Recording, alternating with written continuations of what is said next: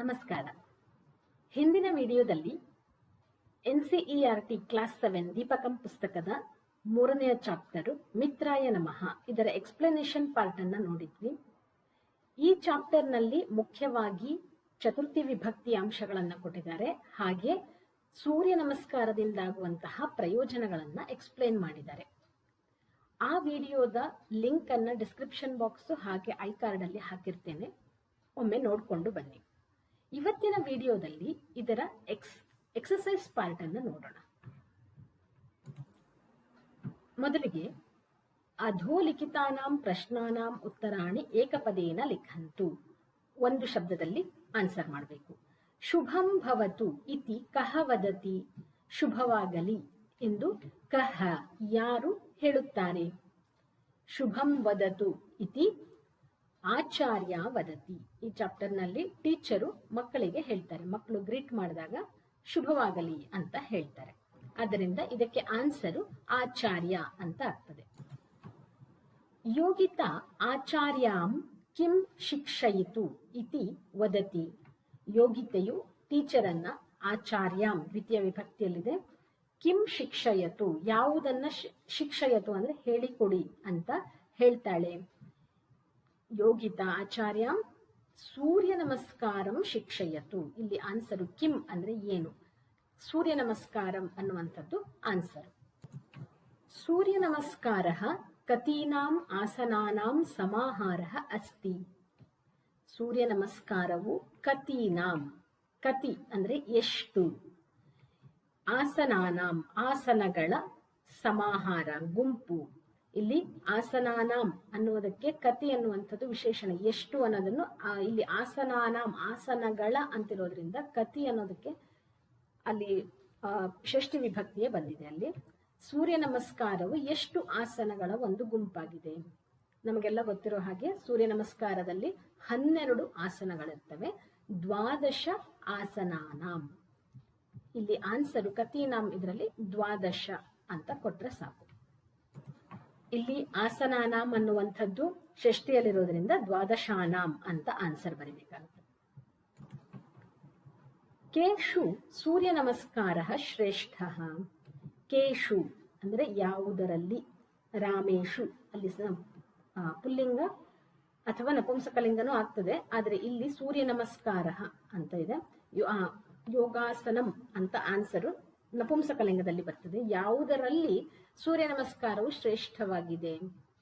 ಯೋಗಾಸನೇಶು, ಆಸನಂ ಅನ್ನುವಂಥದ್ದು ನಪುಂಸಕಲಿಂಗ, ಯೋಗಾಸನೇಶು ಸೂರ್ಯ ನಮಸ್ಕಾರ ಶ್ರೇಷ್ಠ. ಸೂರ್ಯ ನಮಸ್ಕಾರೇಣ ಜನಾಃ ಕೀದೃಶಂ ಶರೀರಂ ಪ್ರಾಪ್ನುವಂತಿ. ಸೂರ್ಯ ನಮಸ್ಕಾರದಿಂದ ಜನರು ಯಾವ ರೀತಿಯ ಶರೀರವನ್ನ ಪಡೆಯುತ್ತಾರೆ. ಕೀದೃಶಂ ಸ್ವಸ್ಥಂ ಶರೀರಂ. ಇಲ್ಲಿ ಸ್ವಸ್ಥಂ ಶರೀರಂ ಸ್ವಸ್ಥಂ ಮನಃ ಚ ಪ್ರಾಪ್ನುವಾಮ ಅಂತ ಇದೆ. ಆದ್ದರಿಂದ ಇಲ್ಲಿ ಸ್ವಸ್ಥಂ ಶರೀರಂ, ಅದರಿಂದ ಆನ್ಸರು ಸ್ವಸ್ಥಂ ಅಂತ ಬರೆದ್ರಾಯ್ತು. ಮುಂದೆ ಅಧೋಲಿಖಿತಾನಾಂ ಪ್ರಶ್ನಾನಾಂ ಉತ್ತರಾಣಿ ಪೂರ್ಣವಾಕ್ಯೇನ ಲಿಖಂತು. ಇಲ್ಲಿ ಕಂಪ್ಲೀಟ್ ಸೆಂಟೆನ್ಸ್ ಅನ್ನ ಬರಿಬೇಕು. ಸರ್ವೇ ಛಾತ್ರಾಃ ಆಚಾರ್ಯಾಂ ಕಿಂ ಪೃಚ್ಛಂತಿ. ಸರ್ವೇ ಛಾತ್ರಾಃ ಆಚಾರ್ಯಾಂ ಕಿಂ ಪೃಚ್ಛಂತಿ. ಎಲ್ಲ ಸ್ಟೂಡೆಂಟ್ಸ್ ವಿದ್ಯಾರ್ಥಿಗಳು ಟೀಚರನ್ನ ಏನಂತ ಕೇಳ್ತಾರೆ. ಏನನ್ನ ಕೇಳ್ತಾರೆ ಟೀಚರ್ ಅಲ್ಲಿ ಹೋಗಿ. ಸರ್ವೇ ಛಾತ್ರಾಃ ಆಚಾರ್ಯಾಂ ಯೋಗಾಸನಂ ಅಥವಾ ಸೂರ್ಯ ನಮಸ್ಕಾರಂ ಶಿಕ್ಷಯಿತು ಪೃಚ್ಛಂತಿ. ಇಲ್ಲಿ ಚಾಪ್ಟರ್ ಅಲ್ಲಿ ನೋಡಿದ್ರೆ ಛಾತ್ರಾಃ ಯೋಗಾಸನಂ ಶಿಕ್ಷಯಿತು, ಅಲ್ಲಿ ಸೂರ್ಯ ನಮಸ್ಕಾರ ಅನ್ನುವಂಥದ್ದು ಯೋಗಿತಾ ಸ್ಪೆಸಿಫಿಕ್ ಆಗಿ ಹೇಳಿರುವಂಥದ್ದು, ಅದರಿಂದ ಇಲ್ಲಿ ಯೋಗಾಸನಂ ಶಿಕ್ಷಯಿತು ಪೃಚ್ಛಂತಿ. ಮುಂದೆ ಸೂರ್ಯ ನಮಸ್ಕಾರ ಇತ್ಯನೇನ ಕಹ ಆಶಯಃ. ಸೂರ್ಯ ನಮಸ್ಕಾರ ಎನ್ನುವುದರಿಂದ ಏನನ್ನ ನಾವು ಬೆನಿಫಿಟ್ ಅನ್ನ ಪಡಿತೇವೆ ಅನ್ನೋ ತರ, ಏನು ಆಸೆ, ಅದನ್ನ ಮಾಡುವುದರಿಂದ ಏನಾಗ್ತದೆ. ಇದಕ್ಕೆ ಆನ್ಸರು ಸೂರ್ಯ ನಮಸ್ಕಾರೇಣ ಇಲ್ಲಿ ಶಾರೀರಿಕಂ ಮಾನಸಿಕಂ ಆಧ್ಯಾತ್ಮಿಕಂ ಚ ಬಲಂ ವರ್ಧತೆ. ಸೂರ್ಯ ನಮಸ್ಕಾರದಿಂದ ನಾವು ಏನನ್ನ ಪಡಿಲಿಕ್ಕೆ ಇಷ್ಟಪಡ್ತೇವೆ?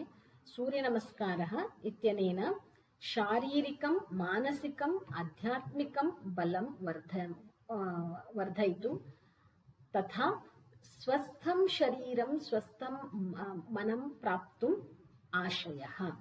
ಇವಿಷ್ಟನ್ನ ಬರಿಬೇಕಾಗ್ತದೆ. ಇಲ್ಲ ಸಿಂಪಲ್ ಸೆಂಟೆನ್ಸ್ ಅಲ್ಲಿ ಬರೆಯೋದಾದ್ರೆ ಸೂರ್ಯ ನಮಸ್ಕಾರ ಇತ್ಯನೇನ ಸ್ವಸ್ಥಂ ಶರೀರಂ ಸ್ವಸ್ಥಂ ಮನಃ ಪ್ರಾಪ್ತುಂ ಆಶಯಃ ಅಂತನೂ ಬರಿಬಹುದು.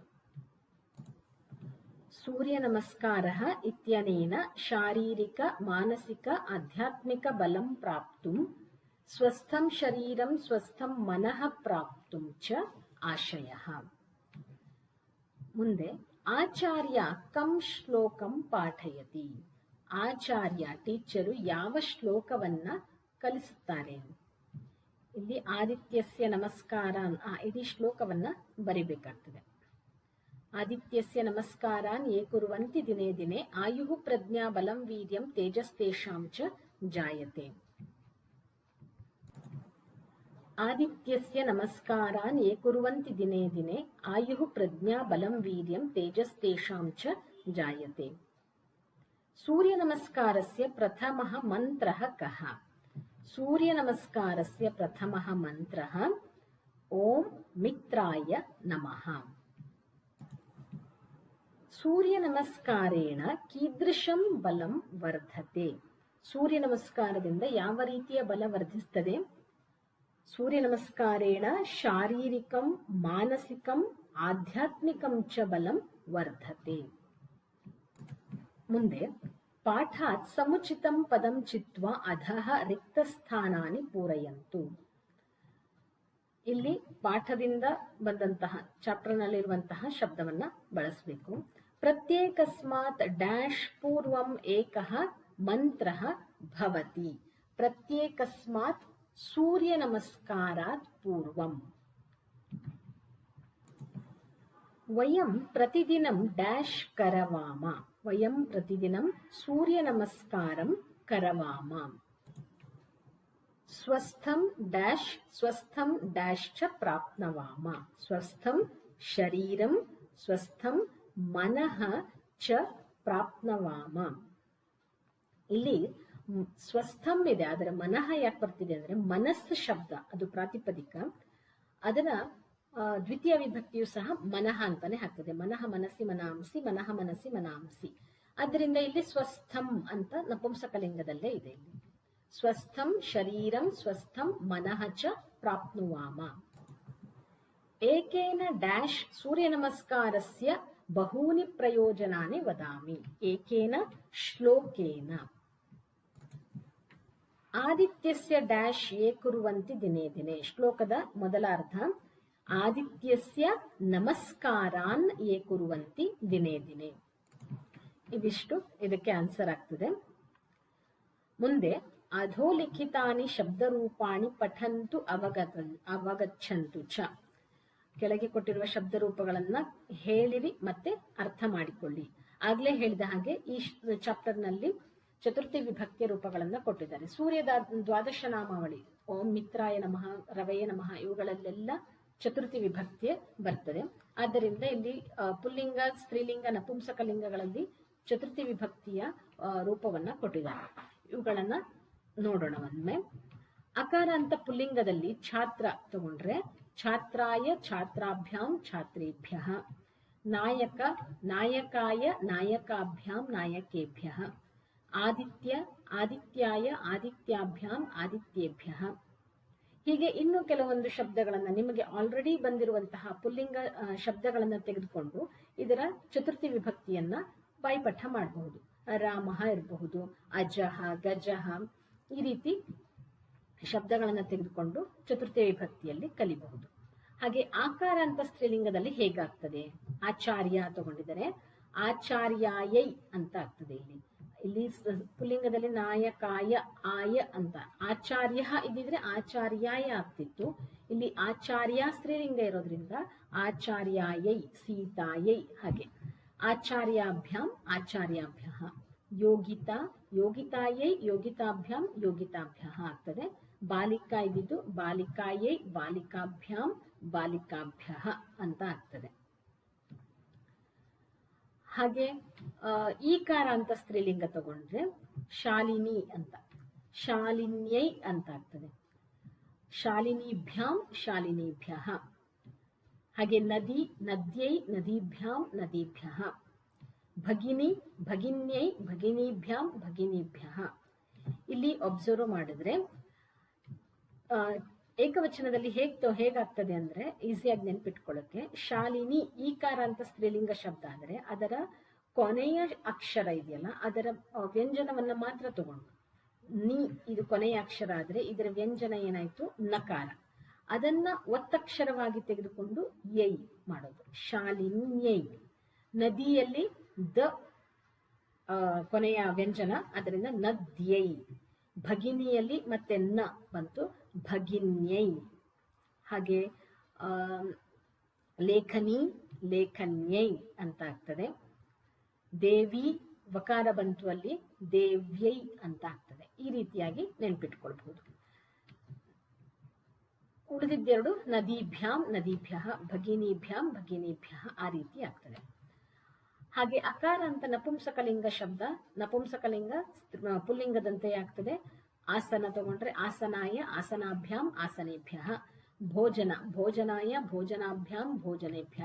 ಫಲ ಫಲಾಯ ಫಲಾಭ್ಯಾಂ ಫಲೇಭ್ಯ. ಇಲ್ಲಿ ಅತ್ರ ಇದಂ ಅವಧೇಯಂ ಒಂದು ಸ್ಪೆಷಲ್ ಇದನ್ನ ಕೊಟ್ಟಿದ್ದಾರೆ, ನೋಟ್. ನಮಃ ಶಬ್ದಸ್ಯ ಯೋಗೆ ಚತುರ್ಥಿ ವಿಭಕ್ತಿ ಭವತಿ. ನಾವು ಚಾಪ್ಟರ್ನ ಸ್ಟಾರ್ಟಿಂಗ್ ಅಲ್ಲೇ ನೋಡಿದ್ವಿ, ಮಿತ್ರಾಯ ನಮಃ. ಒಂದು ವಾಕ್ಯದಲ್ಲಿ ನಮಃ ಅಂತ ಬಂದಾಗ ನಮಃ ಶಬ್ದದ ಅರ್ಥ ನಮಸ್ಕಾರಗಳು ಅಂತ. ಯಾರಿಗೆ ಅಂತ ಕ್ವಶನ್ ಬರ್ತದೆ. ಆ ಯಾರಿಗೆ ಅನ್ನುವಂಥದ್ದು ಚತುರ್ಥಿ, ಅದರಿಂದ ನಮಸ್ಕಾರಗಳು ಯಾರಿಗೆ? ಮಿತ್ರಾಯ ನಮಃ, ಗುರವೇ ನಮಃ, ಹಾಗೆ ರಾಮಾಯ ನಮಃ, ದೇವ್ಯೈ ನಮಃ. ಈ ರೀತಿಯಲ್ಲಿ ಉದಾಹರಣೆಗೆ ಭಾಸ್ಕರಾಯ ನಮಃ ಅಂತ ಕೊಟ್ಟಿದ್ದಾರೆ. ಇಲ್ಲಿ ನಮಃ ಶಬ್ದ ಬಂದಾಗ ಅಲ್ಲಿ ಯಾರಿಗೆ ಅನ್ನುವಂತಹ ಆ ಪ್ರೀವಿಯಸ್ ಶಬ್ದ ಇದೆಯಲ್ಲ ಆನ್ಸರ್ ಅಲ್ಲಿ ಬರುವಂತದ್ದು, ಅದು ಚತುರ್ಥಿ ವಿಭಕ್ತಿಯಲ್ಲಿ ಇರಬೇಕು. ಹಾಗೆ ಇಲ್ಲಿ ದ್ವಿವಚನನೂ ಬರಬಹುದು, ಬಹುವಚನನೂ ಬರಬಹುದು. ಇದೇನು ಚೇಂಜ್ ಆಗಲ್ಲ. ನಮಃ ಉದಾಹರಣೆಗೆ ದೇವಃ ಶಬ್ದ, ದೇವ ಒಬ್ಬರೇ ಅಲ್ಲ, ತುಂಬಾ ದೇವರು ಅಂತ ಅಂದ್ಕೊಂಡ್ರೆ ದೇವೇಭ್ಯ ಅಲ್ವಾ, ದೇವೇಭ್ಯ ನಮಃ ಅಂತ ಆಗ್ತದೆ. ಅಥವಾ ಭಗಿನಿ ಶಬ್ದ ತಗೊಂಡಾಗ ಅಕ್ಕಂದರು, ಅಕ್ಕ ಅಂದ್ರೆ ಇಲ್ಲಿ ಸಾಮಾನ್ಯವಾಗಿ ಸೋದರಿ ಅಂತ ಅಪರಿಚಿತರಿಗೂ ಕರಿಬಹುದು. ಭಗಿನೇಭ್ಯ ನಮಃ ಅಂತ ಬರುತ್ತೆ. ಹಾಗೆ ಪಾಠೆ ವಿದ್ಯಮಾನಾನಾಂ ನಮಃ ಯುಕ್ತ ಶಬ್ದಾನಾಂ ಸಂಗ್ರಹಂ ಕೃತ್ವ ಲಿಖಂತು. ಚಾಪ್ಟರ್ನಲ್ಲಿ ಬಂದಿರುವಂತಹ ಬರೀ ಮೋಸ್ಟ್ಲಿ ಇಲ್ಲಿ ದ್ವಾದಶನಾಮ ಬಿಟ್ಟು ಬೇರೇನು ಬರಿಬಹುದು ಅನ್ಸುತ್ತೆ. ನೋಡೋಣ ಏನೆಲ್ಲ ಶಬ್ದಗಳು ಬಂದಿದೆ. ನಮಃ ಯುಕ್ತ, ನಮಃ ಇದ್ದು ಇರುವಂತಹ ಶಬ್ದಗಳು ಯಾವುದು ಬಂದಿದೆ ಅವುಗಳನ್ನೆಲ್ಲ ಬರೀರಿ ಅಂತ ಹೇಳಿದ್ದಾರೆ. ಮೊದಲಿಗೆ ಚಾಪ್ಟರ್ನಲ್ಲಿ ನೋಡೋಣ.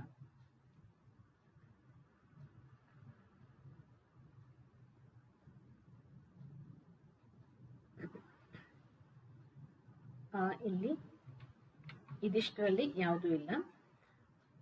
ಸಂಭಾಷಣೆ ಶುರುವಾಗ್ತದೆ. ಅಲ್ಲಿ ನಮೋ ನಮಃ ಅಂತ ಕೊಟ್ಟಿದ್ದಾರೆ. ಅಲ್ಲಿ 2 ಸಲ ನಮಃ ನಮಃ ಅಂತ ಆಯ್ತು. ಅದನ್ನ ನೋಡೋಣ, ಅಲ್ಲಿ ಜಾಗ ಉಳಿದ್ರೆ ಲಾಸ್ಟ್ ಅಲ್ಲಿ ಬರೆಯೋಣ. ಅದನ್ನ ಬಿಟ್ಟರೆ ನಮಃ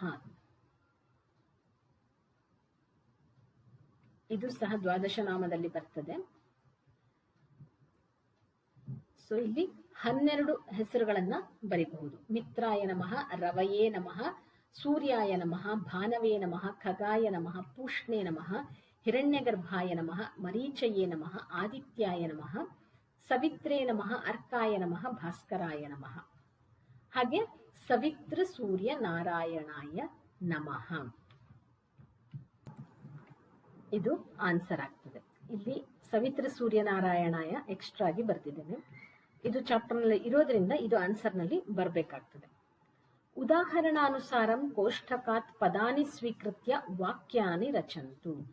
ಇಲ್ಲಿ ಉದಾಹರಣೆಗೆ ಕೋಷ್ಟಕ ಅಂದ್ರೆ ಇಲ್ಲಿ ಬಾಕ್ಸ್ ಇದರಲ್ಲಿ ಕೊಟ್ಟಿದ್ದಾರೆ ಅಗ್ನಿಹಿ, ಅಗ್ನಯೇ ನಮಃ. ಶಬ್ದವನ್ನ ಕೊಟ್ಟಿದ್ದಾರೆ, ಅದನ್ನ ಚತುರ್ಥಿ ವಿಭಕ್ತಿಯಲ್ಲಿ ಯೂಸ್ ಮಾಡಿ ನಮಃ ಅಂತ ಬರಿಬೇಕು. ಆಚಾರ್ಯ, ಆಚಾರ್ಯೈ ನಮಃ.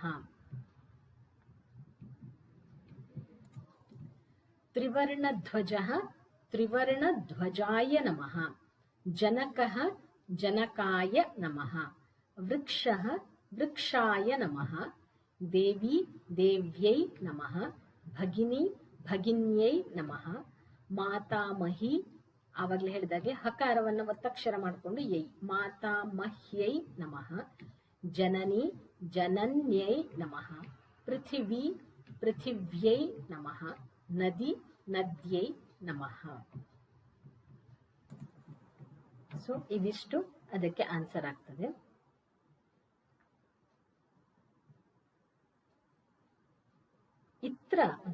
ಅತ್ರ ಇದಂ ಅವಧೇಯಂ. दानार्थे दा धातोः तथा च यच धातोः योगे ಚತುರ್ಥಿ ವಿಭಕ್ತೇಃ ಪ್ರಯೋಗಃ ಭವತಿ. ಅಲ್ಲಿ ಹಿಂದೆ ಬರೀ ನಮಃ ಇದ್ರೆ ಮಾತ್ರ ಚತುರ್ಥಿ ವಿಭಕ್ತಿಯನ್ನು ನೋಡಿದ್ವಿ, ಅದು ಸ್ಪೆಷಲ್ ಕೇಸು. ಸಾಮಾನ್ಯವಾಗಿ ಚತುರ್ಥಿ ವಿಭಕ್ತಿ ಯಾವಾಗ ಬರ್ತದೆ ಅಂದ್ರೆ ದಾನಾರ್ಥದಲ್ಲಿ. ಅಂದ್ರೆ ನಾವು ಒಬ್ಬರಿಗೆ ಒಂದು ವಸ್ತುವನ್ನ ಕೊಡಬೇಕಾದ್ರೆ ಯಾರು ಆ ವಸ್ತುವನ್ನ ಸ್ವೀಕರಿಸ್ತಾರೋ ಅವರಿಗೆ ಚತುರ್ಥಿ ವಿಭಕ್ತಿ ಬರ್ತದೆ. ಈಗ ರಾಜ ಭಿಕ್ಷುಕರಿಗೆ ದಾನವನ್ನ ಕೊಡ್ತಾನೆ. ರಾಜ ಭಿಕ್ಷುಕಾಯ ಧನಂ ದದಾತಿ. ಭಿಕ್ಷುಕನಿಗೆ ಹಣವನ್ನು ಕೊಡುತ್ತಾನೆ. ಯಾರಿಗೆ ಕೊಡ್ತಾ ಇದ್ದಾನೆ? ಭಿಕ್ಷುಕನಿಗೆ. ಆ ಭಿಕ್ಷುಕ ಶಬ್ದಕ್ಕೆ ಚತುರ್ಥಿ ವಿಭಕ್ತದೆ. ಇಲ್ಲಿ ದಾನಾರ್ಥ ಅಂದಾಗ ದಾ ಧಾತು ಅದು ದದಾತಿ ಅಂತ ಆಗ್ತದೆ. ಯಚ್ ಧಾತು ಯಚ್ಛತಿ ಅಂತ ಆಗ್ತದೆ.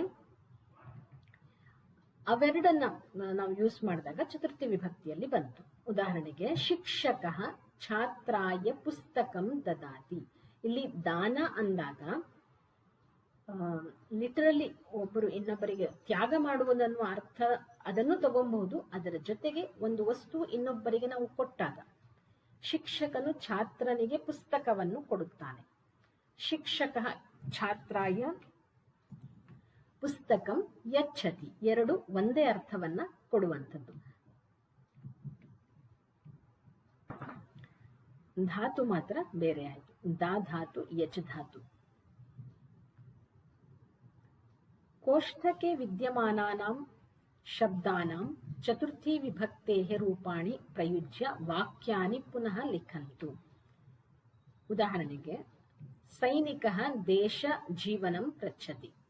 ಇಲ್ಲಿ ಯಾವುದು ಬ್ರಾಕೆಟ್ ಅಲ್ಲಿ ಇದೆಯೋ ಅದನ್ನ ಚತುರ್ಥಿ ಹಾಕಬೇಕು. ಸೈನಿಕಃ ದೇಶಾಯ ಜೀವನಂ ಪ್ರಯಚ್ಛತಿ. ಇಲ್ಲಿ ಯಚ್ಛತಿ ಪ್ರ ಉಪಸರ್ಗ ಪೂರ್ವಕವಾಗಿ ಯಚ್ಛತಿ ಕ್ರಿಯಾಪದ ಇದೆ. ತನ್ನ ಜೀವನವನ್ನ ಯಾರಿಗೋಸ್ಕರ ಕೊಡ್ತಾ ಇದ್ದಾನೆ? ದೇಶಕ್ಕೋಸ್ಕರ, ದೇಶಾಯ. ಮಾತಾ ಯಾಚಕ ವಸ್ತ್ರಂ ದದಾತಿ. ತಾಯಿಯು ಯಾರಿಗೆ ವಸ್ತ್ರವನ್ನ ಕೊಡ್ತಾ ಇದ್ದಾಳೆ? ಯಾಚಕಾಯ ವಸ್ತ್ರಂ ದದಾತಿ. ಪೌತ್ರಃ ಪಿತಾಮಹಿ ಔಷಧಂ ದದಾತಿ. ಇಲ್ಲಿ ಈಕಾರ ಅಂತ ಸ್ತ್ರೀಲಿಂಗ ಇದೆ. ಪಿತಾಮಹ್ಯೈ ಔಷಧಂ ದದಾತಿ. ಅಹಂ ಡ್ಯಾಶ್ ಉಪಾಯನಂ ದದಾಮಿ. ನಾನು ಭಗಿನಿಗೆ, ಉಪಾಯನ ಅಂದರೆ ಗಿಫ್ಟ್ ತರ, ಕೊಡುತ್ತೇನೆ. ಭಗಿನ್ಯೈ ಉಪಾಯನಂ ದದಾಮಿ. ಪಿತಾ ಸೇವಿಕಾ ಡ್ಯಾಶ್ ಅಂದ್ರೆ ವೇತನಂ ದದಾತಿ. ಸೇವಿಕಾಯೈ ಅಂತ ಆಗ್ತದೆ. ಸೀತಾಯೈ ಅಲ್ಲಿ ಸೇವಿಕಾಯೈ ವೇತನಂ ದದಾತಿ.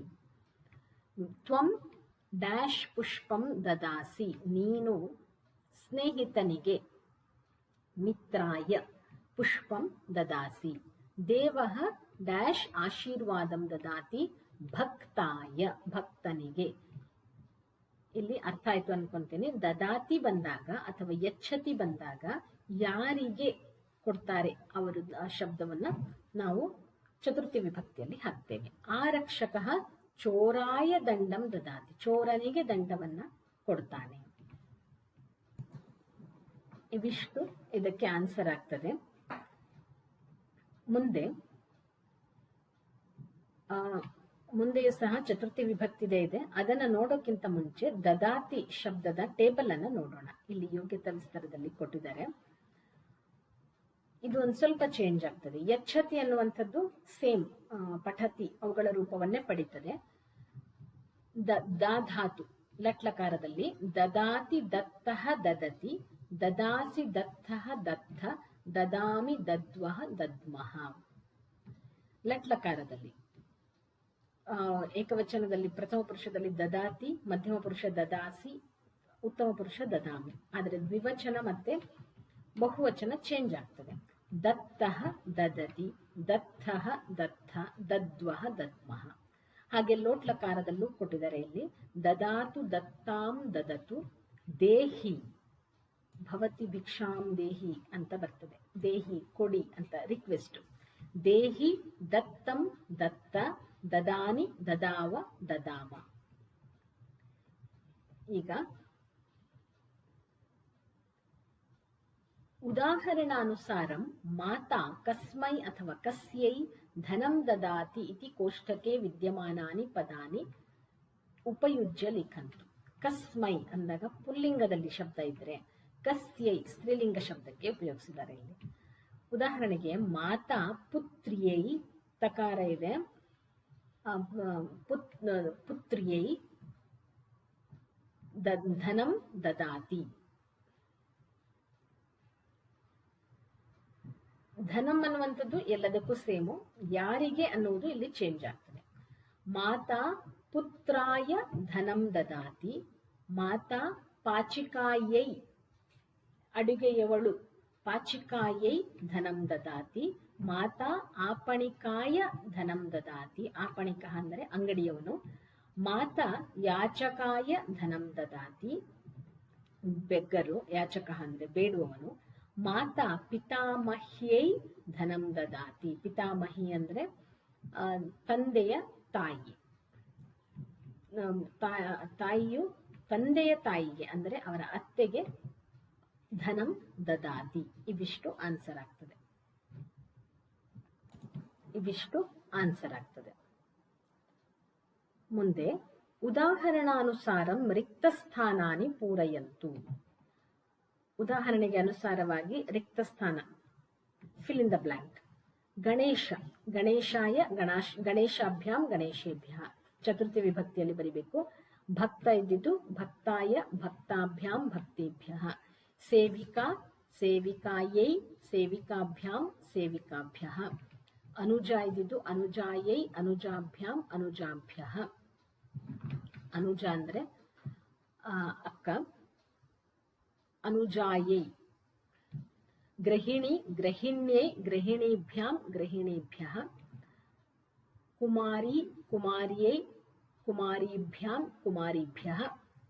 ವನ, ವನಾಯ, ವನಾಭ್ಯಾಂ, ವನೇಭ್ಯ.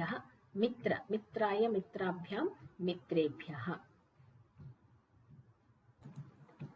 ಇವಿಷ್ಟು ಇದಕ್ಕೆ ಆನ್ಸರ್ ಆಗ್ತದೆ.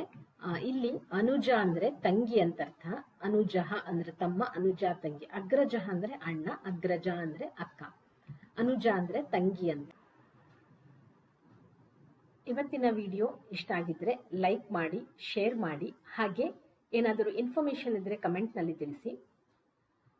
ನನ್ನ ಚಾನೆಲ್ಗೆ ಇನ್ನೂ ಸಬ್ಸ್ಕ್ರೈಬ್ ಆಗಿಲ್ಲ ಅಂದ್ರೆ ದಯವಿಟ್ಟು ಸಬ್ಸ್ಕ್ರೈಬ್ ಆಗಿ. ಮುಂದಿನ ವಿಡಿಯೋದಲ್ಲಿ ಮತ್ತೆ ಸಿಗೋಣ. ಧನ್ಯವಾದ.